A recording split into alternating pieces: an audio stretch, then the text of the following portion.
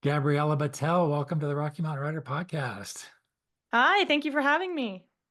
At long last, we started kind of trying to figure this out in late January. I looked back at the emails to see how many times we tried to connect for this chat. So it's taken a little time, but finally. Was it January? Yeah, Wow.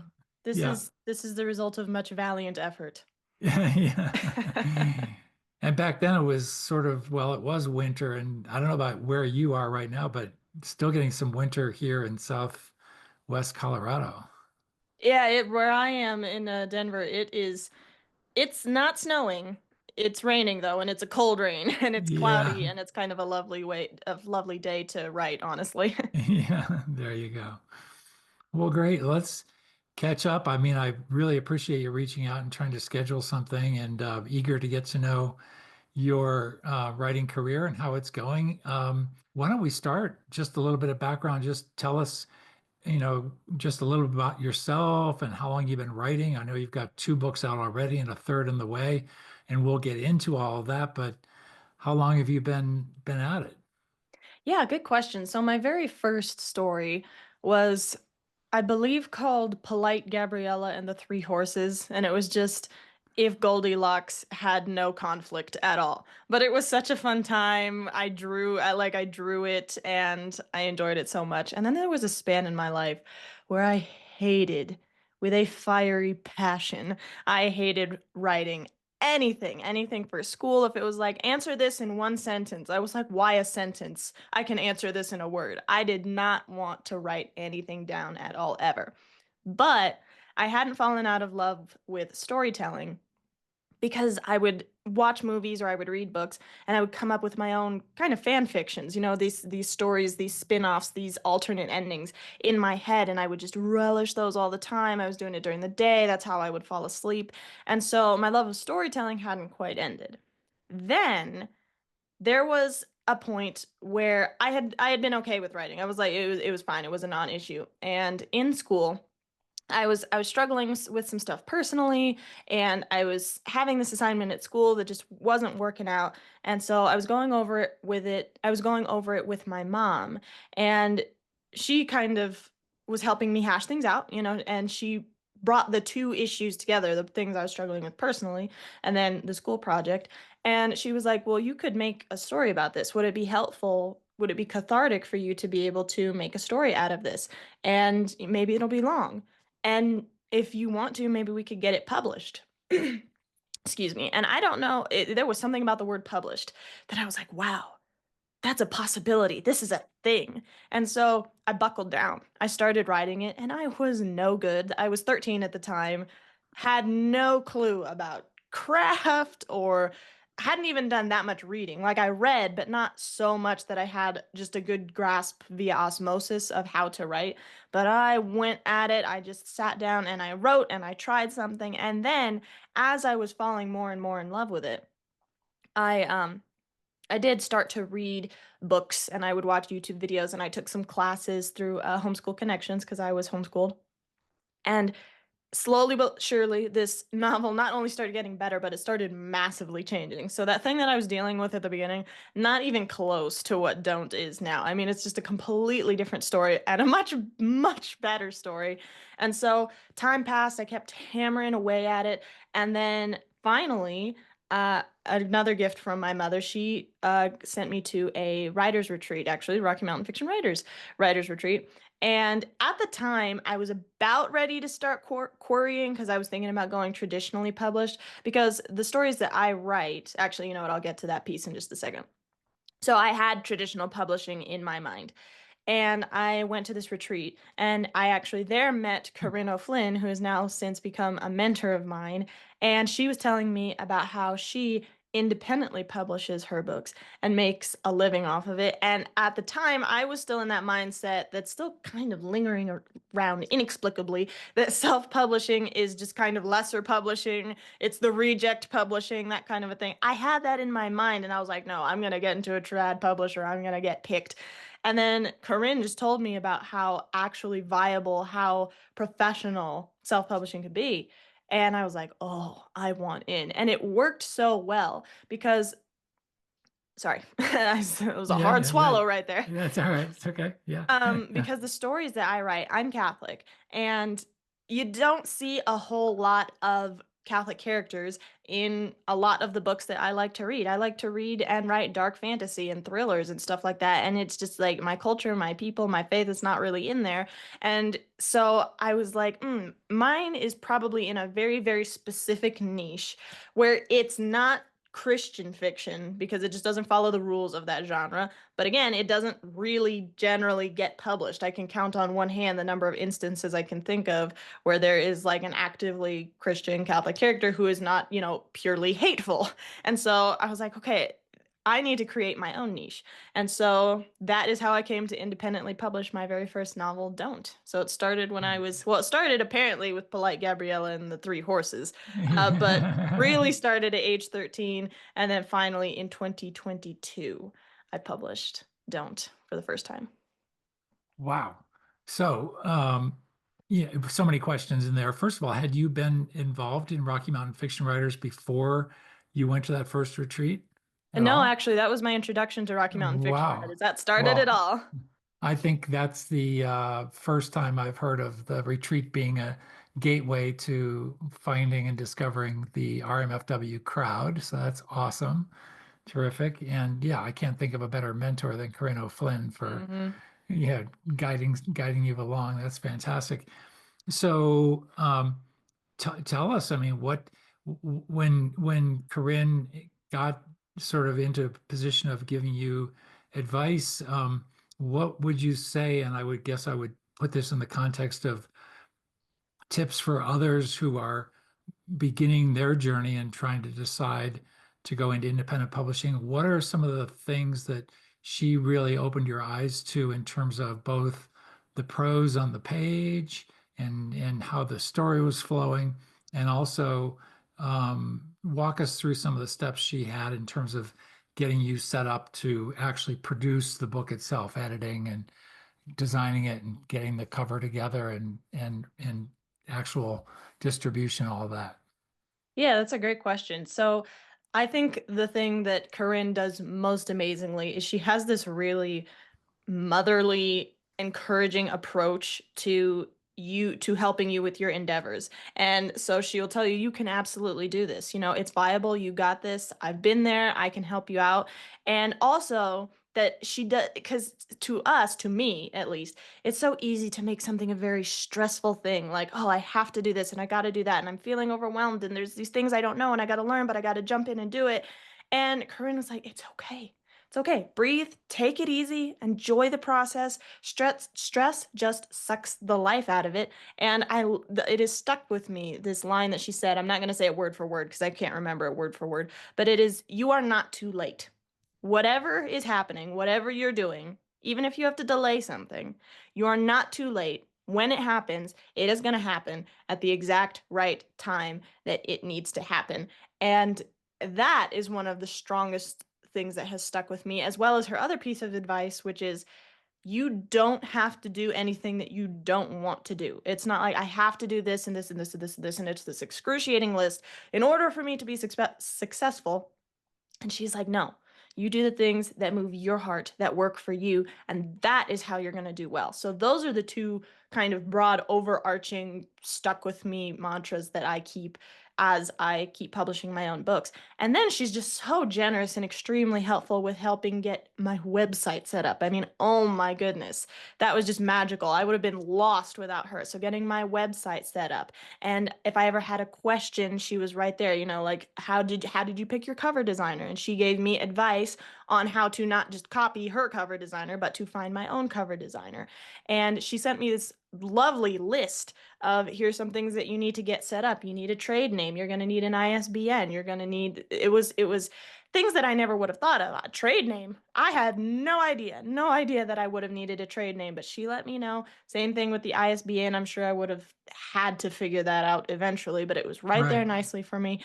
And so, yeah, just her being available and there, not only as with facts that I need, but also with just the support and the encouragement. That has been the greatest thing ever for my writing career. Yeah. That's great. What a great point.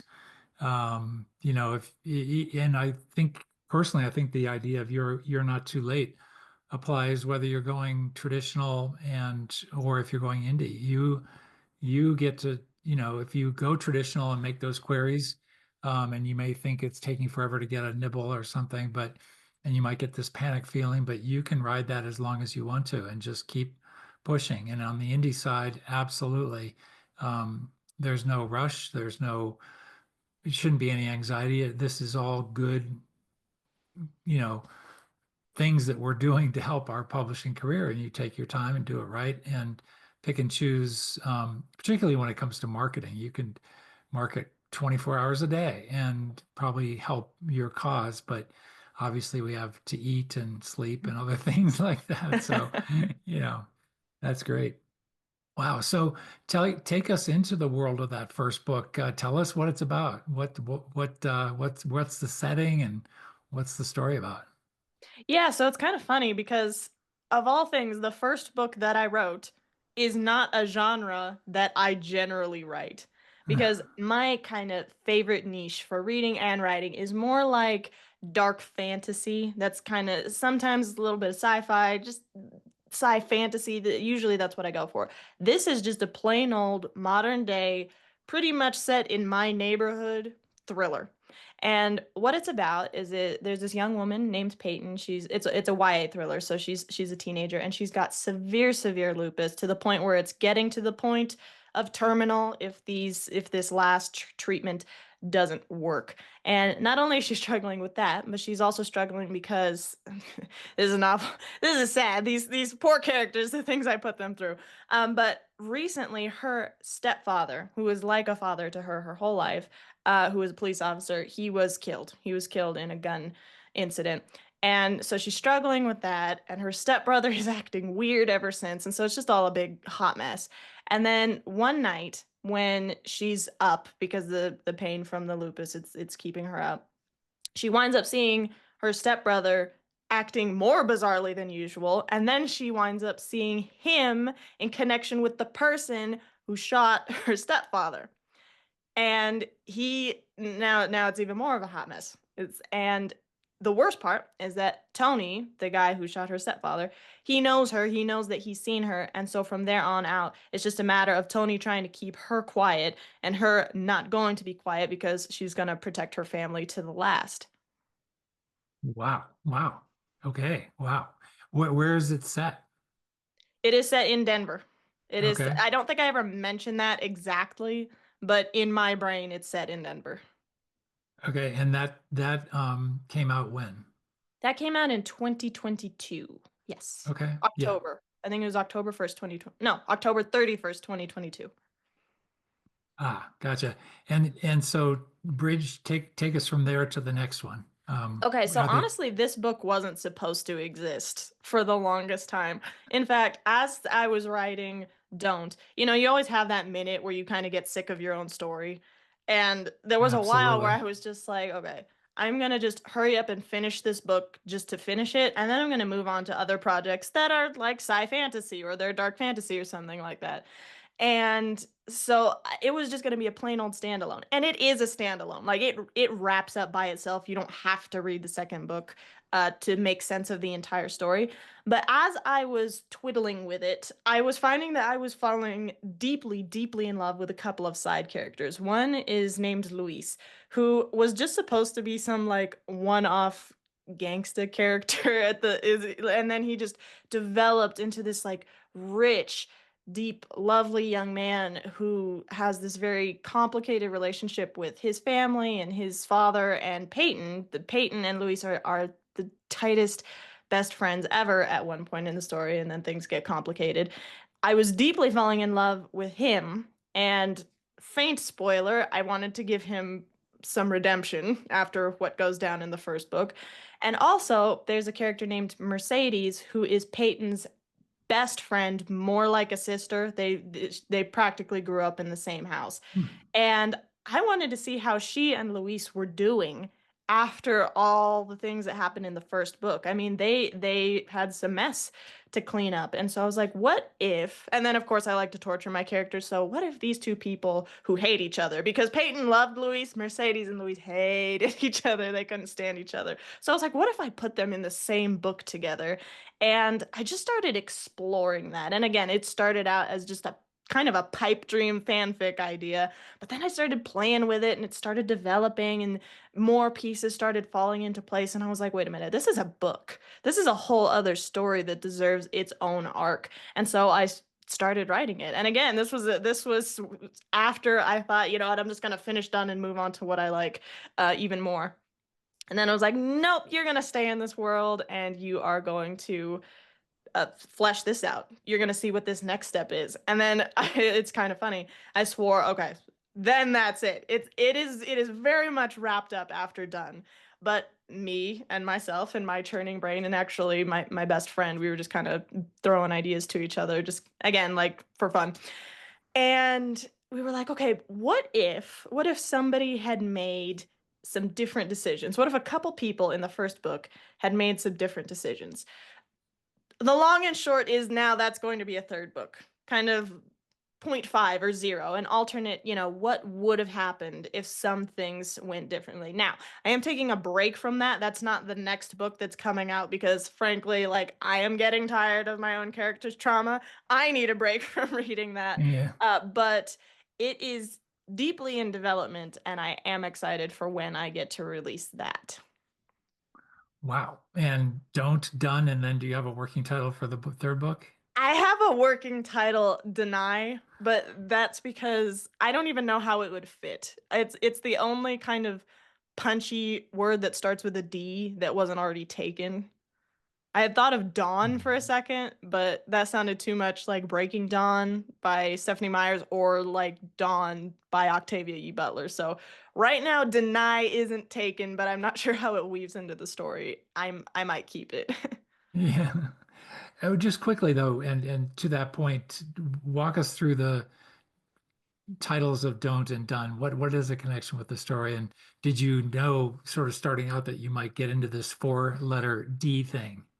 I had no idea. In fact, Yeah. I panic picked well, I did think it through, I promise. But it Okay. was kind of a last minute, gut feeling change right before I got my cover done. So the only reason I actually settled on that was because I had to tell my cover designer, please put this on the front, and then I was stuck with it. And I do like it. And the reason it fits is because well, the first thing that I wanted to do was I wanted to make it sound, first of all, just menacing and intriguing because a lot of thriller titles, they're very kind of um long. They're long and they have, the keywords like murder or lie. There's always a lie or something or that kind of a thing.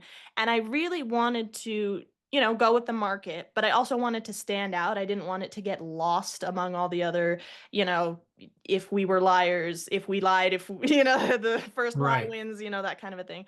So I was like, okay, what is something that sounds menacing, that sounds ominous, but also has never been done before? And I came up with some ideas. I brainstormed at least 100 of them, and I just basically started whittling them down by what has been taken. And it's astonishing how many of them actually were taken. Um, I settled on then I had whittled it down to like a few options, and one of them I really liked. I think it was going to be I've seen you bleed or something like that. That's another Hmm. word that's all over the place, bleed or blood or something like that. Um, and I liked that one, but when I Googled those words, something else immediately came up, and I was like, yeah, I don't want that to be, the first thing in the search Right. engine. Right. And Right. there is technically another book out there named Don't, but it's not huge. It's not the first thing on the search engine. And I was like, okay, I think I can do Don't. And so the reason that I picked Don't is because a lot of this is about so I mentioned that my main character is Catholic, and a lot of it is her kind of grappling with God, like, why are these horrible things happening, what are you doing, kind of a thing. And she's trying to really have this like honest fight with him, almost like, what is going on? And so a lot of the time throughout the story she's saying, don't let this happen, please do not let this happen. And meanwhile, then she's fighting to keep it together. And so as she's exploring this, as she's struggling with it, as she's grappling with it with him, just the word don't keeps appearing. And I was like, you know what? I think that kind of encapsulates the story. So don't, that's how that title came. Then as for done, first I just needed another, one syllable word that started with D, for continuity. And so I Googled, four-letter words that start with Z, kind of a thing. And so the reason I settled on done was because two things. One is that this was meant to be the last in the duology. So it was like, okay, this is the finale. But also it's a kind of a reverse play because we thought everything was done and wrapped up in don't, but it's not done. This is the final kind of conclusion, the final, reckoning, as the new Mission Impossible movie is called. And so Man. that is how I settled on done. Now, as for deny, again, I have no idea. It just kind of Yeah. sounds like it fits. I am definitely going to have to think about that some more. Gotcha. Very cool. So, what is the new project that you're working on that is going to be a hiatus from this series, or at least providing you Yes. with a diversion from your characters? Yes, and Yeah. I have some new characters with some other issues, their own issues. Eh, So this novel, it's going to be a duology. This one is called Ending. And it's not well, it is a little bit of thriller because I can't seem to get away from a little bit of mystery, but this one is definitely more of a dark fantasy mystery. So it's set in another world, which I realized I have not actually named. I have named the individual countries, but I haven't named the world, so I got to think about that. But the shtick of this story is that the key principles of reality, so life and death and time and imagination and things like that, they have physical incarnations. And these physical incarnations age very slowly. And so at the time that this book takes place in that world, they are just still very young adults. Now, they've been around for 2,000 years, but in their kind of eternal age, they are young adults and they are dealing with things that young adults would have to deal with. And sorry, I completely forgot the next piece of the thing. Um, so it follows our main character, Ending, who is Death himself. He is the eldest of all the elements, because that's what they're called. And he has been very separated from his family because he feels like his power has been causing some illness around him, particularly in his youngest sister, who's named Chase, and she's supposed to be like the joie de vivre, the force of life itself. That's what she's supposed to be. And he's like, I'm making her sick. She's ill and she shouldn't be ill because she's immortal. So he has completely just separated himself from his family. Doesn't He tries to keep his distance because he doesn't want his life force to be impeding on anyone else. And then she gets poisoned. And he's like, okay, that was not my fault. Something awry is going on. Someone has it out for my little sister. And so he goes on this investigation to figure out who is doing this, because there's rivalries among the element clans. There's been some bad blood between them. There's an uprising, a revolt, because the people, the mortal humans, they are starting to not like the fact that there are these super powerful beings around them, and they're going to try and revolt. So there's so many people who could possibly want his sister dead, but he needs to zero in on who it is because that person can find the cure. And so it's a very long, fun mystery from there. ah, wow. Wow. And you said initially that this was going to be planned to be published this coming fall, but now you've postponed that a little bit. Yes, I have. See that there were a couple things that just happened in a perfect storm. One was two things. I have never written an epic fantasy, and I have never written an outright mystery. So I've written a thriller, but you know exactly what's going on the whole time. It's more like cat and mouse thrilling versus mystery thrilling. Sure. I have never actually, planted red herrings. I have never actually, led you astray and come up with suspects and woven it all together and that kind of it. I've never done that before. And again, I've never actually written this grand epic fantasy in a completely different world with different languages and cultures and dynamics and power and politics. And so I was like, okay, wait. Instead of trying to hammer, and it's also much, much longer. In fact, I was just drafting my novel before we got on here. And these two books back here, they're around 75,000 words, right? I am approaching in ending I have just hit the 40,000 word mark. So in one of my previous novels, I would be about halfway through, even past halfway through. Yeah. I am not even a quarter of the way through. So I Yeah. just literally need more time with this epic world to not only, write the thing, but also to learn this specific way of writing better and read more books that way and play with things and think it through and work through plot holes. I just need more time. And also, I had just been burning out partially because I was trying to hammer this thing out by September and it just wasn't ready. So I burnt out. And then I took a hiatus of about 7 weeks, so that took a chunk of time out. And then I finally just got back in and I was like, I shouldn't cram. I want this to be a really, really exciting, well developed, well written book for my readers. And like Corinne says, you're never late. So I was like, you know what? Yeah. I just have to take some extra time. That's great. What is your writing process? Are you every day at it every day? Yeah, so again, while I was in burnout, I was having a very, very hard time, so it was much more sporadic. But now I try to do at least 500 words a day. Like, don't go to bed until you've done 500 words. If you want to do more than that and you're feeling it, great, keep going. But if you just have to just hammer out, jam out those 500 words before you go to bed, just do that every day and you'll make progress. I mean, I think I mathed it out. Now, again, I mathed it for something possibly much shorter because I'm used to shorter books. If you do 500 words a day, you will have still written the entire novel in, what was it, 6 months, 9 months, something like that. Hmm. Hmm. Now recently I've been on a little bit of a high, probably coming out of the hiatus, and I'm feeling it again. I'm excited. So I have been doing more than that and kind of tearing through it pretty fast. I was lucky the other day I got to take a day off and I wrote like over 3,000 words in a day. So that was fun. But when, this high wears off, because it will, when that wears off, it's just going to be 500 a day.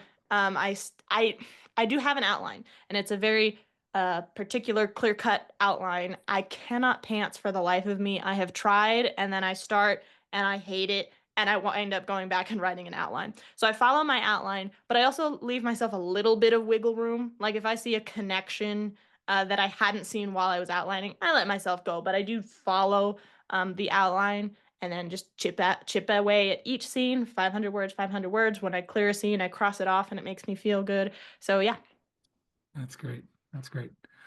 Well, so if you were to sort of take what you've learned in two books that you've published, and maybe you're 2.5 books along in your career, and if you wanted to help some others sort of, with tips or ideas, what are a couple or three things you've learned about the publishing business, particularly on the publishing and designing the graphics and the distribution that you've learned that would help somebody else who's just getting into this?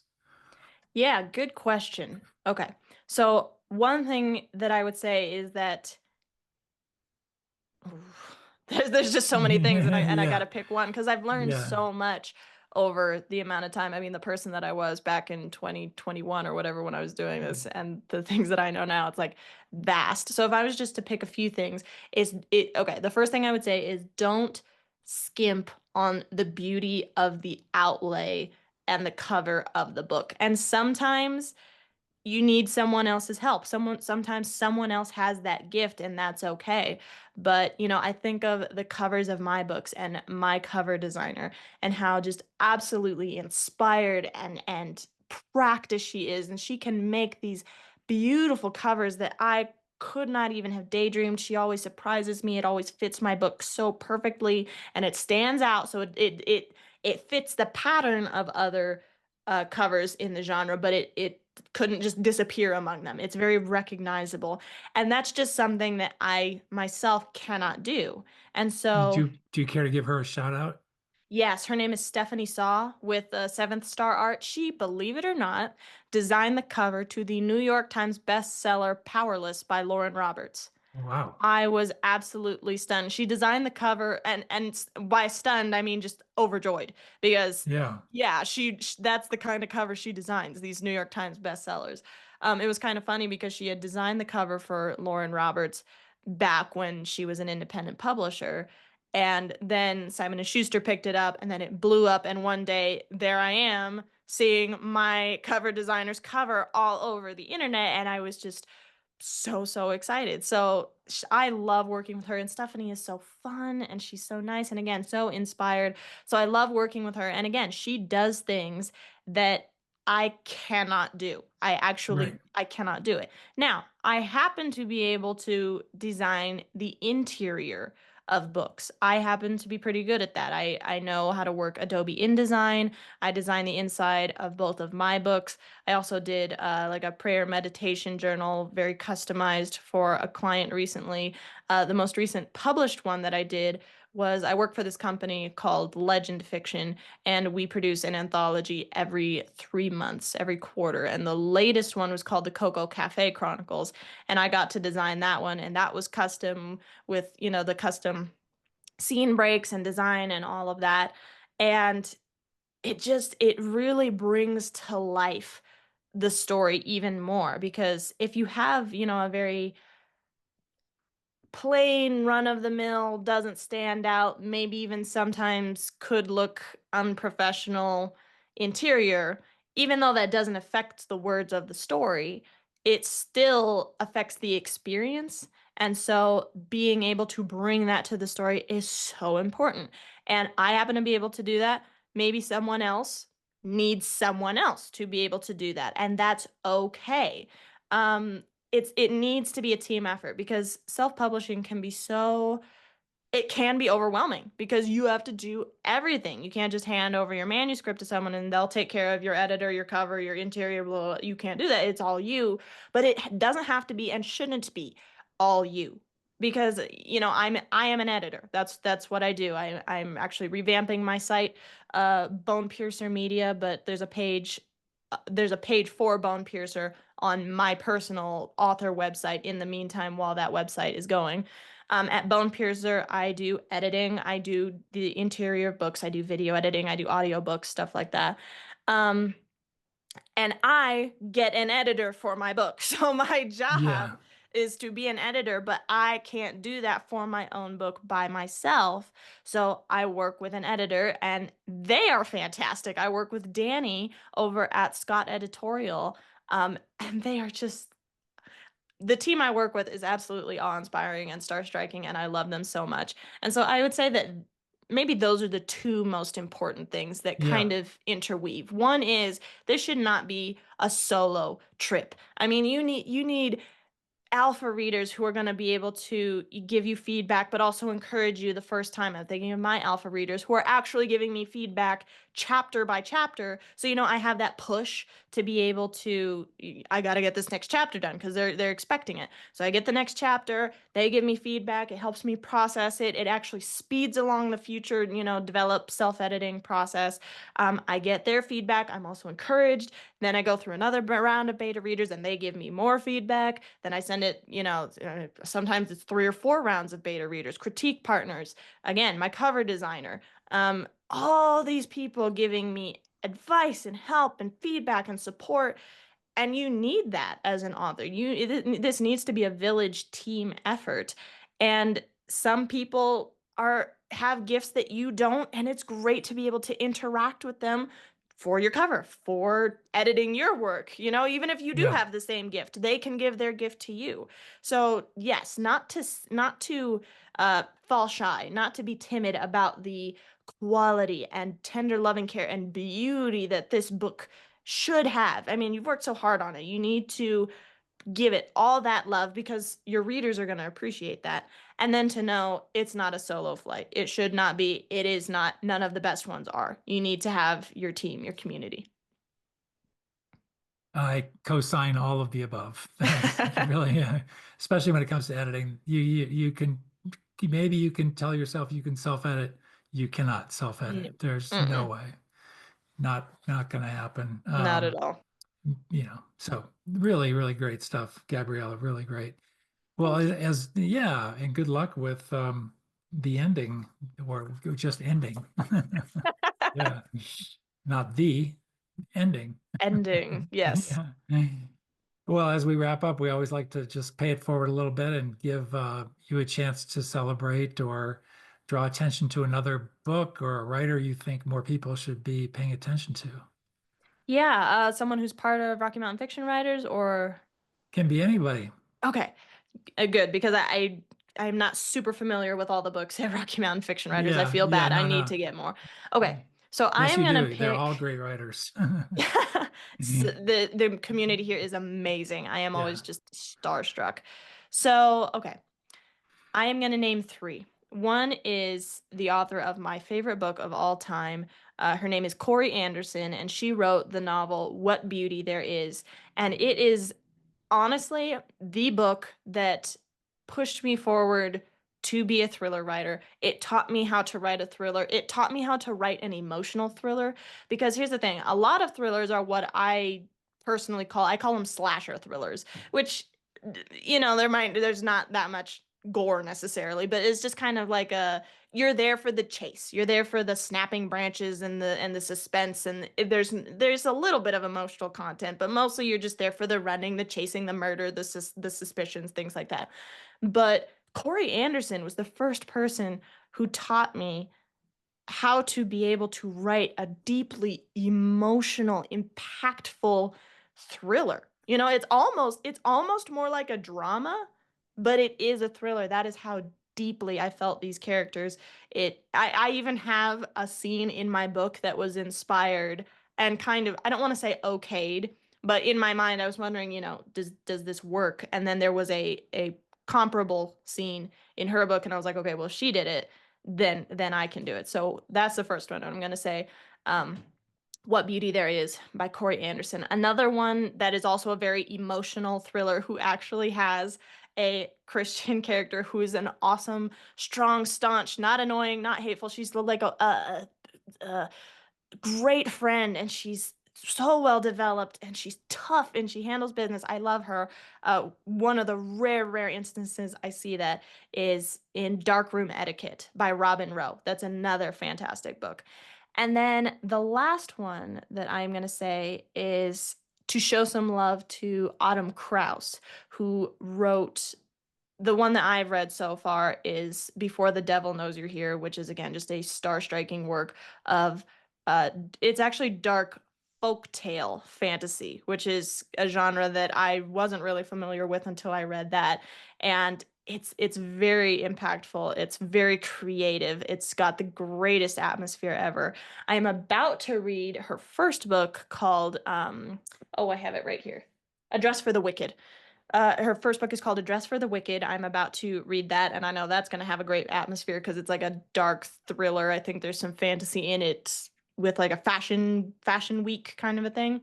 And she's upcoming with a book called Grave Flowers, which I am on the street team for, and I am so excited to be able to read the advanced reader copy.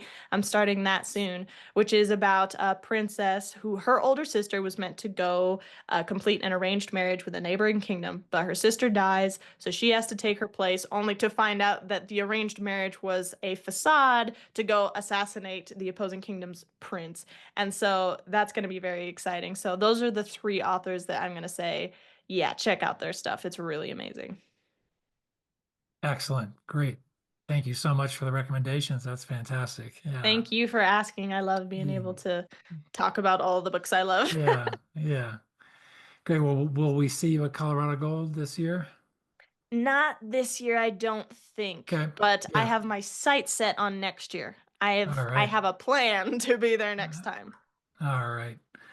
Well, Gabriella, thank you so much. Good luck to you down the road, and we will watch for the further adventures of all your stories.